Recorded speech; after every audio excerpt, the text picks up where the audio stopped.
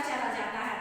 फिर एक दिन जब ये बात अपनी लकड़हारा अपना बात जाकर के घर में बताता है, तो उसकी बगल के पड़ोसी था जो ये सब बातें सुन रहा था।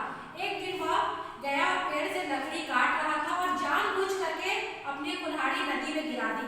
फिर नदी में गिरने के बाद वह नदी के पास बैठ करके रोने लगा। तो जलपरी निकली और बोली, क्या हुआ, क्यों रो रहे हो? तो वो आदमी ने बोला कि जलपरी, मेरी कुल्हाड़ी नदी में गिर गई है। तो उसने सोने की कुल्हाड़ी निकाली और उसको दे दिया। तो बोला, हाँ हाँ, यही मेरी कुल्हाड़ी है, मुझे इसे दे दो।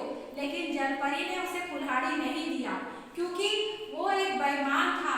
वो सिर्फ लालच के लिए वहां पे आया था और कुल्हाड़ी नहीं दी। जलपरी ने उसे कुल्हाड़ी नहीं दिया और उसको झूठा और तुम एक झूठे और लालची आदमी हो, मैं तुम्हें ये कुल्हाड़ी नहीं दे सकती हूँ, ये सिर्फ एक ईमानदार व्यक्ति को मिलेगा।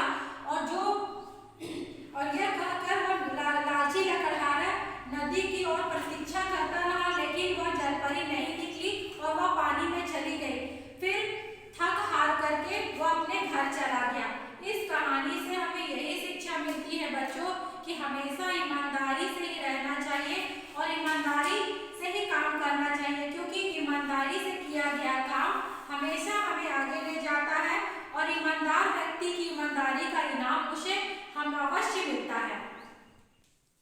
तो बच्चों, आज का होमवर्क है, आपको तो पाठ समझ में आ ही गया होगा। ये अभ्यास हम करवा दे रहे हैं, चैप्टर तो मेरा कंप्लीट हो चुका है, फिर से रिवीजन के लिए हम आपको ये बता दे रहे हैं।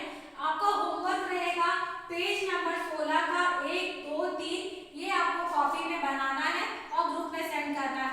अगर कोई भी चीज आपको नहीं समझ में आया हो, फिर आप ग्रुप में मैसेज करके